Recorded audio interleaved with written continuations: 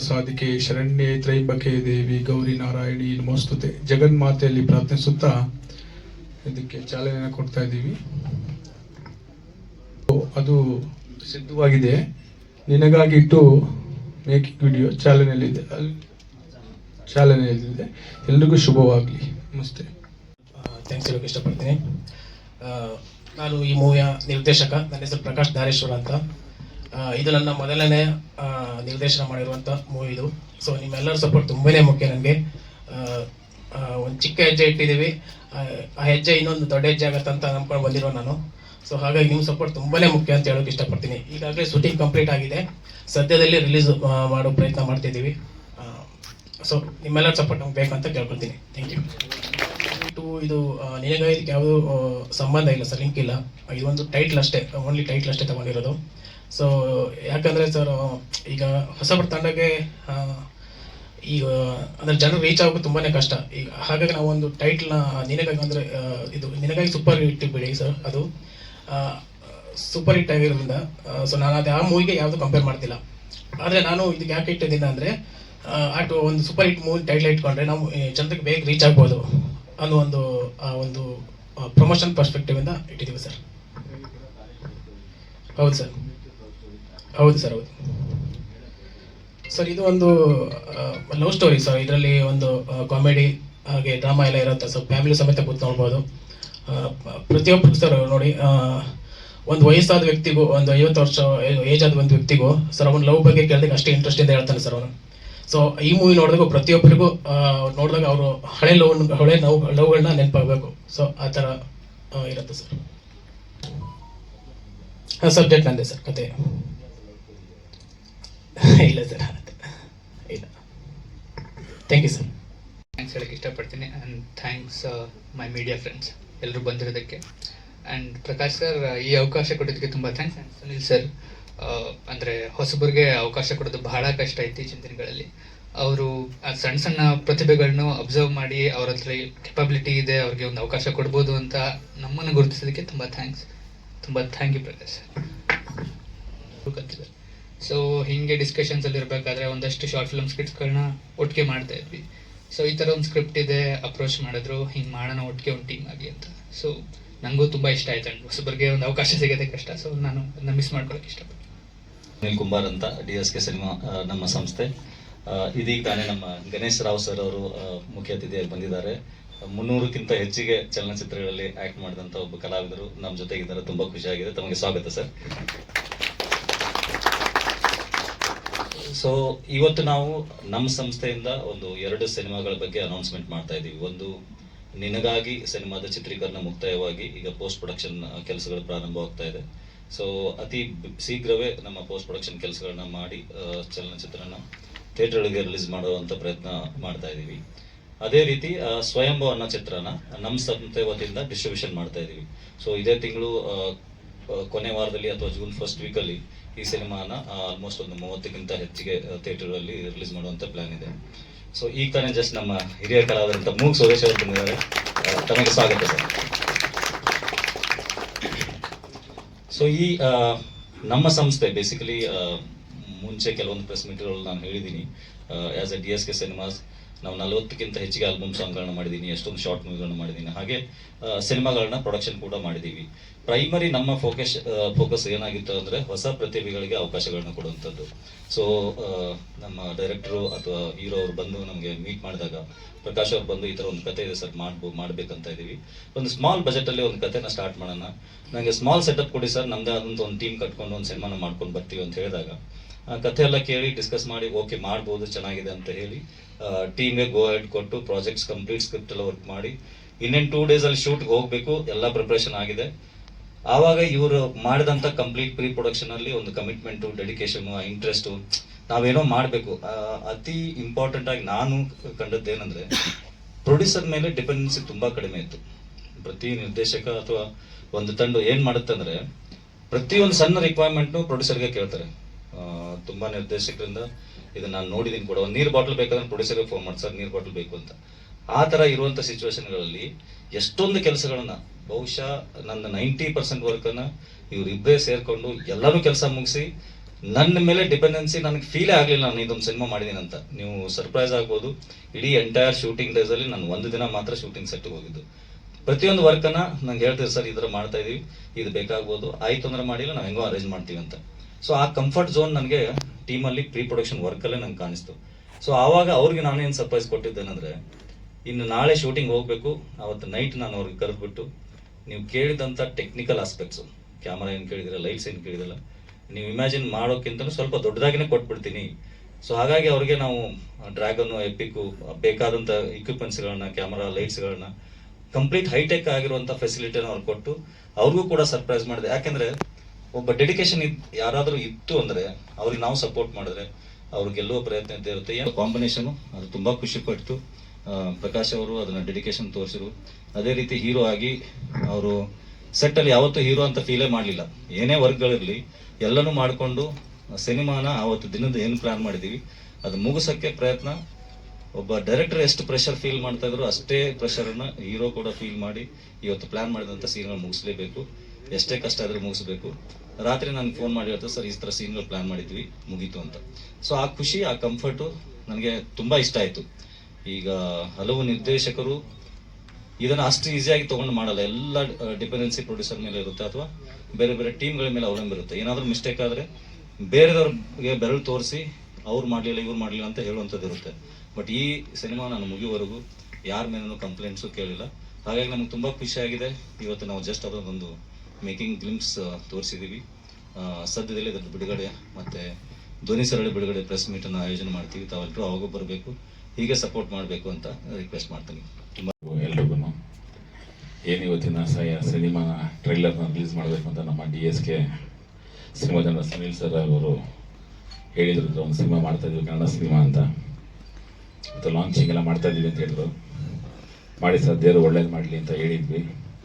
ಹಾಗೆ ಇದನ್ನು ಸಪೋರ್ಟ್ ಮಾಡೋಕ್ಕೆ ನೀವೆಲ್ಲರೂ ಬಂದಿದ್ದೀರಾ, ಅದಕ್ಕೆ ತುಂಬಾ ಖುಷಿ ಆಗುತ್ತೆ ಎಲ್ಲ ನೋಡಿದ್ರೆ. ಈಗಿನ ಕಾಲದಲ್ಲಿ ಕನ್ನಡ ಸಿನಿಮಾಗಳು ಬರೋದೇ ತುಂಬ ಕಷ್ಟ ಆಗಿದೆ. ಅದರಲ್ಲಿ ಎಷ್ಟೋ ಜನ ಹಿರಿಯ ನಟರಿಗೆಲ್ಲ ಒಂದು ಅವಕಾಶಗಳನ್ನೆಲ್ಲ ಕೊಟ್ಟಿದ್ದಾರೆ, ಹಾಗೂ ಹೊಸಬರಿಗೂ ಒಂದು ಅವಕಾಶ ಕೊಟ್ಟಿದ್ದಾರೆ. ಒಳ್ಳೇದಾಗಲಿ. ಇವಾಗ ಏನು ಅವರು ಸಿನಿಮಾ ಟ್ರೈಲರ್ ಮಾಡ್ತಾಯಿದ್ದಾರೋ ಅದು ಲಾಂಚ್ ಆಗಲಿ, ಒಳ್ಳೇದಾಗಲಿ ಅಂತ ನಾನು ಮನಸ್ಪೂರ್ವಕವಾಗಿ ಕೇಳ್ಕೊತೀನಿ. ಜೈ ಭುವನೇಶ್ವರ್.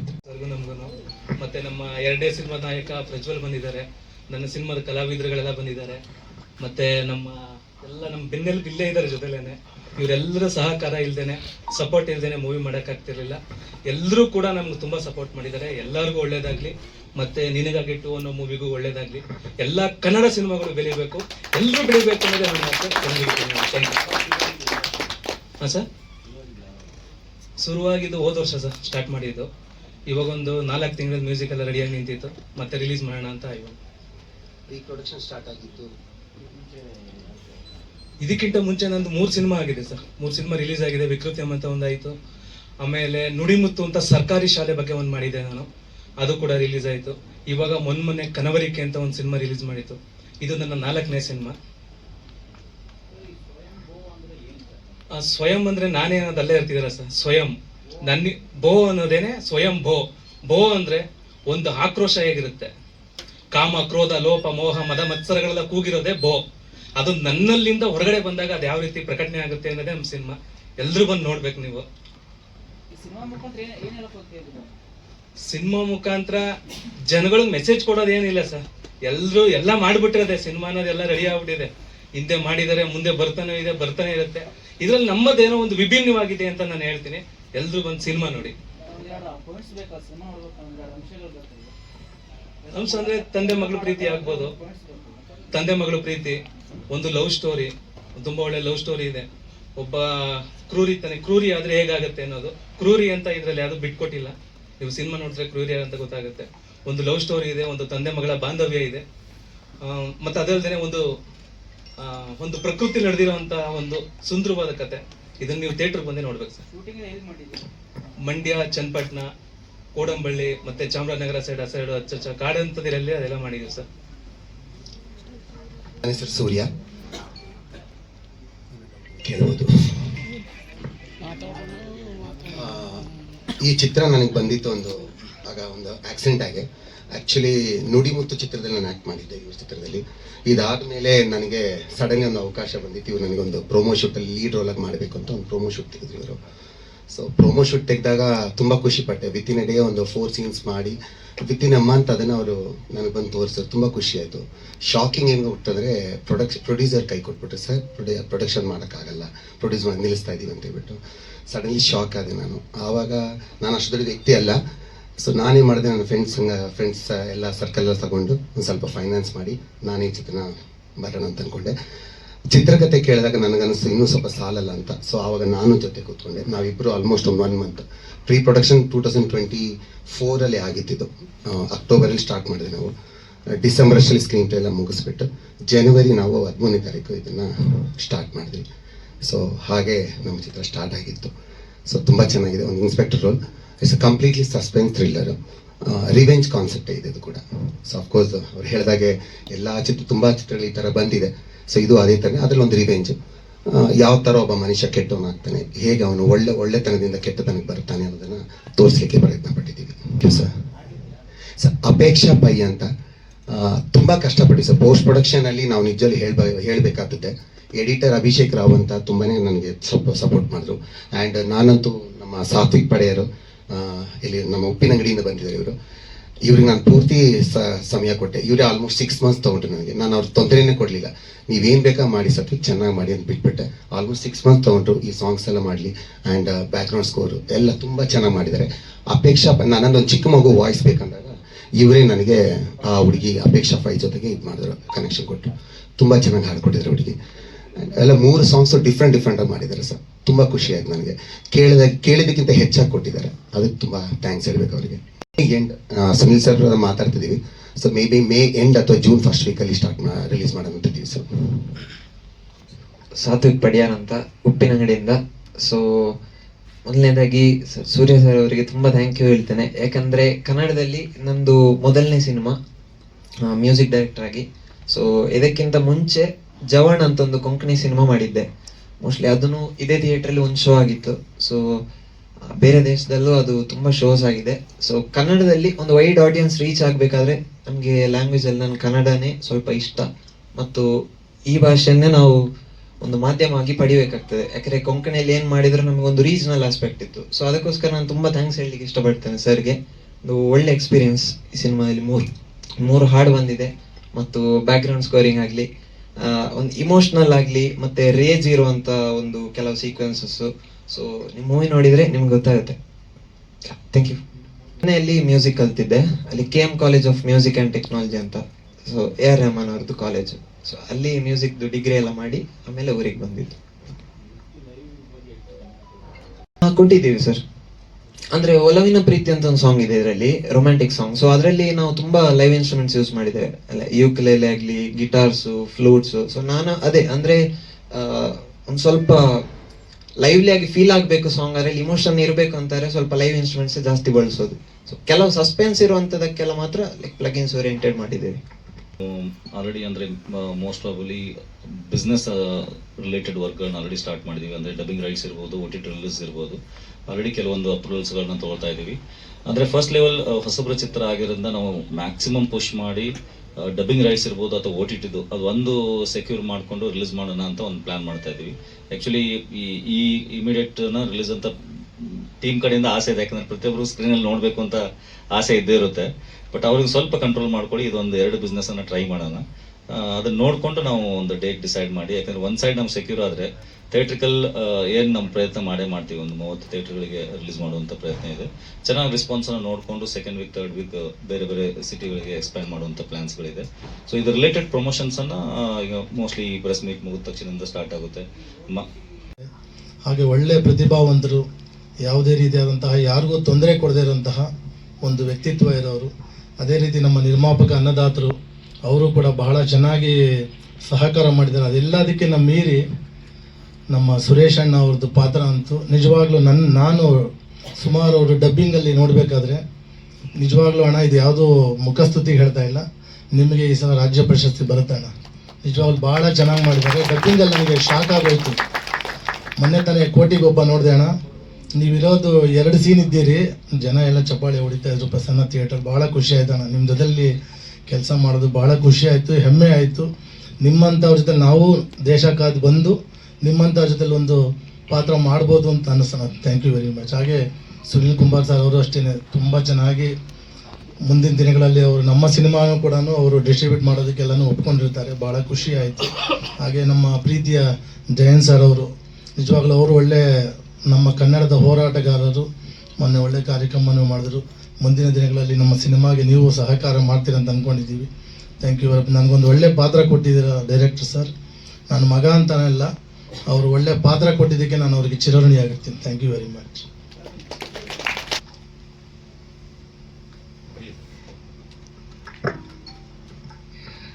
ಎಲ್ರಿಗೂ ನಮಸ್ಕಾರ.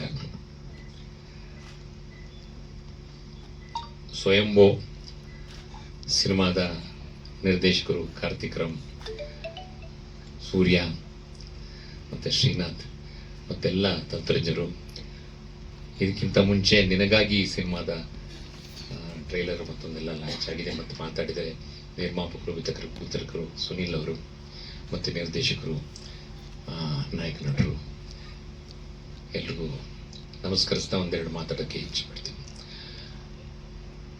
ಸ್ವಯಂಭೂ ಒಂದು ಸಾಂದರ್ಭಿಕ ಸನ್ನಿವೇಶಗಳನ್ನು ತೆಗೆದುಕೊಂಡು ಒಂದು ಸಸ್ಪೆನ್ಸ್ ಥ್ರಿಲ್ಲರ್ ಮರ್ಡರ್ ಮಿಸ್ಟ್ರಿ ಮಾಡಿದ್ದಾರೆ. ಸಂದೇಶ ಅಂತಂದರೆ ಮನುಷ್ಯನ ಮನೋಧರ್ಮ ಯಾವ ರೀತಿ ಬದಲಾವಣೆ ಆಗುತ್ತೆ, ಸಾಮಾನ್ಯ ಮನುಷ್ಯ ಯಾವ ರೀತಿ ಕ್ರೌರ್ಯ ವ್ಯಕ್ತಪಡಿಸ್ತೇನೆ ಅಂತ ಅನ್ನೋ ಒಂದು ಸಿನಿಮಾ ಭಾಳ ಚೆನ್ನಾಗಿ ಮಾಡಿದ್ದಾರೆ. ಯಾಕೆಂದರೆ ಅವರು, ನಾನು ಪೂರ್ತಿ ಸಿನಿಮಾ ನೋಡಿಲ್ಲ, ನಾನು ಡಬ್ಬಿಂಗ್ ಮಾಡುವಾಗ ನೋಡಿದ್ದಷ್ಟೇ, ಮತ್ತು ನಾವು ಕೆಲಸ ಮಾಡುವಾಗ ನಮ್ಮ ಸೀನ್ಗಳನ್ನ ಮಾನಿಟರ್ನಲ್ಲಿ ನೋಡಿದ್ದಷ್ಟೇ. ನನ್ನನ್ನು ಭಾಳ ಚೆನ್ನಾಗಿ ನೋಡಿಕೊಂಡ್ರು. ಭಾಳ ಪ್ರೀತಿಯಿಂದ ನನ್ನ ಮನೆಗೆ ಬಂದು ಕತೆ ಹೇಳಿ ಒಪ್ಪಿಸ್ಕೊಂಡು ಮಂಡ್ಯದ ಸುತ್ತಮುತ್ತ ಹಗಲು ರಾತ್ರಿ ಕೆಲಸ ಮಾಡಿದ್ವಿ. ಅಂತಂದರೆ ರಾತ್ರಿ ಲೇಟಾಗೂ ಕೆಲಸ ಮಾಡಿದ್ದೀವಿ. ಆ ಸಂದರ್ಭದಲ್ಲಿ ನನಗೊಂದು ಸ್ವಲ್ಪ ಆರೋಗ್ಯ ಸ್ಥಿತಿ ಚೆನ್ನಾಗಿಲ್ಲ, ಬಟ್ ಆದರೂ ಕೂಡ ನನ್ನನ್ನು ಭಾಳ ಚೆನ್ನಾಗಿ ನೋಡಿಕೊಂಡು ಸೂರ್ಯ ಅವರಂತೂ ನನ್ನ ಪಕ್ಕದಲ್ಲೇ ಇರ್ತಿದ್ರು. ನನ್ನಲ್ಲಿ ಇರೋವಂಥ ಒಂದು ಪ್ರತಿಭೆನ ಆಚೆಗೆ ತೆಗೆದ್ರು. ಸಾಕಷ್ಟು ಸಿನಿಮಾಗಳಲ್ಲಿ ಪಾತ್ರಗಳನ್ನು ಮಾಡಿದ್ದೀನಿ, ಒಳ್ಳೊಳ್ಳೆ ಪಾತ್ರಗಳನ್ನು. ಜೊತೆಗೆ ಇದು ಕೂಡ ನನಗೆ ಒಂದು ಖುಷಿ ಕೊಟ್ಟಂಥ ಪಾತ್ರ. ಸಿನಿಮಾ ಚೆನ್ನಾಗಿ ಮೂಡಿ ಬಂದಿದೆ ಅಂತ ನಾನು ತಿಳ್ಕೊಂಡಿದ್ದೀನಿ. ಅದು ತೆರೆ ಮೇಲೆ ಬಂದಾಗ ಜನ ಎಷ್ಟು ಮಟ್ಟಿಗೆ ಇಷ್ಟಪಟ್ಟು ಅದು ಮಾರ್ಕೆಟ್ ಆಗಿ ಈ ಚಿತ್ರಕ್ಕೆ ಯಶಸ್ಸು ಸಿಕ್ಕಿ ಎಲ್ರಿಗೂ ಹೆಸರು ಬಂದು OTTನಲ್ಲಿ ಔಟ್ ರೇಟ್ಗೆ ಮಾರಾಟ ಆದರೆ ನಿರ್ಮಾಪಕರು ಹುಡ್ಕೋತಾರೆ. ಶೇರಿಂಗಲ್ಲಿ ದುಡ್ಡು ಯಾವಾಗ ಬರುತ್ತೋ ಏನೋ ಗೊತ್ತಿಲ್ಲ, ಅದು ಕೂಡ ಅಡ್ಗೋಡೆ ಮೇಲೆ ದೀಪ ಇಟ್ಟಂಗೆ ಅಂತ ಅಂದ್ಬಿಟ್ಟು ಸಾಕಷ್ಟು ಜನ ಹೇಳ್ತಾ ಇದ್ದಾರೆ. ಗೊತ್ತಿಲ್ಲ ಏನು ಅಂತ. ಕೆಲವರು ದುಡ್ಡು ಬಂದ್ಬಿಟ್ಟದು ಸುನೀಲ್ ಅವರ ಪ್ರಯತ್ನದಿಂದ, ಸುನೀಲ್ ಅವರ ಮುಂದೆ ನಿಂತಿರೋದ್ರಿಂದ ಅದು ಬೇಗ ಜೋಬ್ ತುಂಬಿಸ್ಬೋದು ಅಂತ ನನ್ನ ಅನಿಸಿಕೆ. ಜೋಬ್ ತುಂಬಿಸ್ಲಿ, ಇನ್ನೂ ಹೆಚ್ಚಿನ ಚಿತ್ರಗಳನ್ನು ಮಾಡೋದಕ್ಕೆ ಅವಕಾಶ ಸಿಗಲಿ, ಎಲ್ರಿಗೂ ಆ ಉತ್ಸಾಹ ನಿರಂತರವಾಗಿರಲಿ, ಮುಂದುವರಿಲಿ ಅಂತ ನಾನು ಹೇಳೋದಕ್ಕೆ ಇಚ್ಛೆ. ಚಲನಚಿತ್ರಕ್ಕೆ ಒಂದು ಚಾಲನೆ ಇದು ಮಾಡೋಣ ಅಂತ. ಖಂಡಿತವಾಗ್ಲೂ ಈಗ ಪಿಕ್ಚರ್ ಏನೀಗ ಬರೋ ತಿಂಗಳು ರಿಲೀಸ್ ಮಾಡಬೇಕು ಅಂತ ಇದ್ದಾರೋ, ಅದು ಪ್ರಮೋಷನ್ ಏನು ಮಾಡಬೇಕು ಅಂತ ಇದ್ದಾರೋ ಅವರೆಲ್ಲ ಒಪ್ಕೊಂಡ್ರೆ, ಅಂದರೆ ಸಿನಿಮಾದ ನಿರ್ಮಾಪಕರು, ನಿರ್ದೇಶಕರು ಹಾಗೂ ಸುನೀಲ್ ಸರ್ ಒಪ್ಕೊಂಡ್ರೆ ನನ್ನ ಕಡೆಯಿಂದ ಪ್ರಮೋಷನ್ಗೆ ಏನು ಬೇಕು, ಒಂದು ಟೀ ಶರ್ಟ್ಸ್ ಆಗಲಿ ಅಥವಾ ಪ್ರಚಾರಕ್ಕೆ ಆಗಲಿ ನಾನು ಮಾಡಿಕೊಡ್ತೀನಿ. ಗೊತ್ತು ನಮಗೂ, ಈಗ ನಂದನು ಪ್ರೊಡಕ್ಷನ್ ಇರೋದ್ರಿಂದ, ನಾವೆಲ್ಲ ಸಿನಿಮಾಗಳೆಲ್ಲ ಮಾಡಿರೋದ್ರಿಂದ ಗೊತ್ತಾಗುತ್ತೆ. ಈಗ ಏನೀಗ ಹೊಸಬರು ಬಂದಿದ್ದಾರೆ, ಅವರಿಗೆ ಕೈ ಹಿಡಿದು ನಡೆಸಬೇಕಾದ ಕನ್ನಡಿಗನ ಅದು ನಿಜವಾಗ್ಲೂ ಒಂದು ಹೆಮ್ಮೆ. ಅದೇ ಕನ್ನಡಿಗರು ಅಂದರೆ ಯಾರೇ ನಮ್ಮ ಹತ್ರ ಬಂದ್ರೂ ಅವ್ರನ್ನ ಕೈ ಹಿಡಿದು ನಡೆಸಿ ಅವ್ರಿಗೊಂದು ಗುರಿ ಸಾಧಿಸೋದೇ ನಮ್ಮ ಕೆಲಸ. ರಕ್ಷಣಾ ವೇದಿಕೆ ಹೋರಾಟ ಒಂದೇ ಅಲ್ಲ, ಸಿನಿಮಾದಲ್ಲೂ ಇರುತ್ತೆ, ಪ್ರತಿಯೊಂದು ಕೆಲಸದಲ್ಲೂ ಇರುತ್ತೆ. ಅದರಲ್ಲೂ ಕನ್ನಡ ಸಿನಿಮಾದ ಹೆಚ್ಚಿಗೆ ಇರುತ್ತೆ. ಅವ್ರು ಒಪ್ಕೊಂಡ್ರೆ ಖಂಡಿತವಾಗ್ಲೂ ಪ್ರಮೋಷನ್ ನಾನು ಮಾಡಿಕೊಡ್ತೀನಿ. ಅದಕ್ಕೆ ಬೇಕಾದಂಥ ಟೀ ಶರ್ಟ್ಗಳಾಗಲಿ, ಪ್ರಚಾರಗಳಾಗಲಿ, ಬ್ಯಾನರ್ಸ್ಗಳಾಗಲಿ, ಫ್ಲೆಕ್ಸ್ಗಳಲ್ಲಾಗಲಿ ಸುನೀಲ್ ಸರ್ ಯಾವ ಥರ ಹೇಳ್ತಾರೋ ಆ ಥರ ಪ್ರಮೋಷನ್ನ ನನ್ನ ಒಂದು ಬ್ಯಾನರ್ ಫ್ಲೆಕ್ಸ್, ನನ್ನ ಒಂದು ಬ್ಯಾನರ್ಸಲ್ಲಿ ಆ ಸಿನಿಮಾಗೆ ಮಾಡಿಕೊಡ್ತೀನಿ. ಎರಡು ಸಿನಿಮಾನು ಒಳ್ಳೇದಾಗಲಿ, ಇನ್ನೂ ಹೆಚ್ಚಿಗೆ ರೀತಿ ಕನ್ನಡ ಸಿನಿಮಾಗಳು ಬರಲಿ. ಈಗ ಮಾತಾಡಿದಂಥ ಜಯಣ್ಣ ಸರ್ ಅವರಿಗೆ ಧನ್ಯವಾದಗಳು. ಹಾಗೆ ಈ ವೇದಿಕೆ ಮೇಲೆ ಸಾಕಷ್ಟು ಜನಕ್ಕೆ ನಾನು ಯಾರಂತ ಗೊತ್ತಿಲ್ಲ, ಆದರೆ ಕೆಲವರಿಗೆ ಮಾತ್ರ ಗೊತ್ತಿರುತ್ತೆ. ಇಲ್ಲಿ ಇವರಿಗೆಲ್ರಿಗೂ ಗಣ್ಯಾತಿ ಗಣ್ಯರಿಗೆ ಶುಭಾಶಯನ ಕೋರ್ತಾ ಈ ಸಿನಿಮಾಕ್ಕೂ ಒಳ್ಳೇದಾಗಲಿ ಅಂತ ಹೇಳ್ತಾ, ನಾನು ಭಾಷಣಕಾರನಲ್ಲ, ಆದರೂ ಒಂದೆರಡು ಮಾತು ಹೇಳ್ತೀನಿ. ನೋಡಿ, ನಾವು ಜೀವನದಲ್ಲಿ ಸಾಕಷ್ಟು ಕಷ್ಟಪಡ್ತಾ ಇದ್ದೀವಿ. ಎಲ್ಲಿ ಸೋಲ್ತೀವಿ, ಎಲ್ಲಿ ಗೆಲ್ತೀವಿ ಅಂತ ನಾವು ತಿಳ್ಕೊಬೇಕು. ಅದಕ್ಕೊಂದು ಚಿಕ್ಕದೊಂದು ಕತೆ ಹೇಳ್ತೀನಿ ಕೇಳಿ. ಒಬ್ಬ ಭಿಕ್ಷುಕ ಬರ್ತಿರ್ಬೇಕಾದ್ರೆ ಶ್ರೀಕೃಷ್ಣ ಪರಮಾತ್ಮ ಎದುರಿಗೆ ಸಿಕ್ಬಿಡ್ತಾನೆ. ಅವನು ಭಿಕ್ಷೆ ಕೇಳಿದಾಗ ಕೃಷ್ಣ ಪರಮಾತ್ಮ ಅವರಿಗೆ ಫುಲ್ ಒಂದು ಬ್ಯಾಗೆ ಬಂಗಾರದ್ದು ಕೊಟ್ಬಿಡ್ತಾರೆ, ತಗೊಳಪ್ಪ, ನಿನ್ನ ಮೇಲೆ ಭಿಕ್ಷೆ ಬೇಡಬೇಡ ಅಂತ. ಸರಿ, ಅವ್ನು ತೊಗೊಂಡು ಹೋಗ್ತಾನೆ. ಮತ್ತೆ ಮಾರನೇ ದಿವಸ ನೋಡಿದ್ರೆ ಮತ್ತೆ ಭಿಕ್ಷೆ ಬೇಡ್ತಿರ್ತಾನೆ. ಅವ್ ಯಾಕಪ್ಪ ಹಿಂಗೆ ಸ್ವಾಮಿ, ಯಾರೊಬ್ಬ ಕಳ್ಳ ಕತ್ಕೊಂಡು ಹೋಗ್ಬಿಟ್ಟ, ಏನು ಮಾಡೋಣ? ಸರಿ, ಇನ್ನೊಂದು ಒಳ್ಳೆ ಬಂಗಾರದ ಕಾಯಿನನ್ನು ಅವ್ರಿಗೆ ಕೊಡ್ತಾರೆ. ಅವ್ನು ಮನೆಗೆ ತೊಗೊಂಡು ಹೋಗ್ತಾನೆ. ಮನೆಗೆ ಹೋಗಿ ಮತ್ತೆ ನೋಡಿದ್ರೆ ಮಾರನೇ ದಿವಸ ಅದೇ ಭಿಕ್ಷೆ ಬೇಡ್ತಿರ್ತಾನೆ. ಮತ್ತೆ ಕೃಷ್ಣ ಪರಮಾತ್ಮ ಅವ್ರಿಗೆ ಕೇಳ್ತಾನೆ, ಯಾಕಪ್ಪ ಭಿಕ್ಷೆ ಬೇಡ್ತಾ ಇದೆಯಾ? ಮತ್ತೆ ಇಲ್ಲ, ನಾನು ಮನೆಗೆ ಹೋಗೋಷ್ಟು ಲೇಟ್ ಆಗಿತ್ತು, ನನ್ನ ಹೆಂಡತಿ ಮಲಗಿದ್ಲು, ಸೋರೆಯಲ್ಲಿ ಇಟ್ಟಿದ್ದೆ, ಅವಳು ಬೆಳಗ್ಗೆ ನೀರು ತರಕ್ಕೆ ಹೋದಾಗ ಅದು ಕಳೆದೋಗ್ಬಿಟ್ಟಿದೆ. ಸರಿ ಆಯ್ತು. ಅವಾಗ ಶ್ರೀಕೃಷ್ಣ ಪರಮಾತ್ಮರು ಅವನಿಗೆ ನಿಜವಾಗ್ಲೂ ₹1 ಭಿಕ್ಷೆನ ಕೊಡ್ತಾರೆ. ಆ ₹1 ತೊಗೊಂಡು ಅವನು ಮಾರ್ಕೆಟ್ ಕಡೆ ಹೋಗ್ತಿರ್ಬೇಕಾದ್ರೆ ಒಂದು ಮೀನು ಒದ್ದಾಡ್ತಾ ಇರುತ್ತೆ. ಆ ಮೀನನ್ನ ನೋಡಿ ಅವನು ಈ ದುಡ್ಡನ್ನ ಕೊಟ್ಟು ಆ ಮೀನು ಜೀವ ಆದ್ರೂ ಉಳಿಸೋಣ ಅಂತ ಅದನ್ನ ಪರ್ಚೇಸ್ ಮಾಡಿ ತಗೊಂಡೋಗಿ ನೀರಿಗೆ ಬಿಡೋ ಸಂದರ್ಭದಲ್ಲಿ ಆ ಮೀನು ಒಳಗಿರ್ತಕ್ಕಂಥ ಆ ಚಿನ್ನದ ಕಾಯಿನು ಕೆಳಗೆ ಬಿದ್ದುಬಿಡುತ್ತೆ. ಆ ಸಂದರ್ಭದಲ್ಲಿ ಆ ಖುಷಿ ತಡ್ಕೊಳ್ಳಾರ್ದೆ ಅವನು ಕೂಗಾಡ್ತಾನೆ. ಆ ಕತ್ಕೊಂಡು ಹೋಗಿರ್ತಾನಲ್ಲ ಕಳ್ಳ, ಅವನು ಅದನ್ನ ನೋಡಿದ ಕೂಡಲೇ ಬಂದು ಅವನ ಹತ್ರ, ಅಯ್ಯೋ ಇವ್ ನನಗೆಲ್ಲ ನೋಡ್ಬಿಟ್ಟು ಜನ ಸೇರಿಸಿ ಓಡಿಸ್ತಾನೆ ಅಂತ ಹೇಳ್ಬಿಟ್ಟು ಆ ಚಿನ್ನದ ಬ್ಯಾಗನ್ನ ಅವನ ಹತ್ರ ಬಿಸಾಕ್ ಹೋಗ್ಬಿಡ್ತಾನೆ. ಆ ಕೃಷ್ಣ ಪರಮಾತ್ಮ ಕೊಟ್ಟಿದ್ದು ಆ ₹1 ಸಿಕ್ತು, ಆ ಚಿನ್ನದ ಬ್ಯಾಗು ಸಿಕ್ತು. ಹೇಗೆ ಅಂದ್ರೆ ಅವನ ಕರ್ತವ್ಯನ ಮರೀಲಿಲ್ಲ.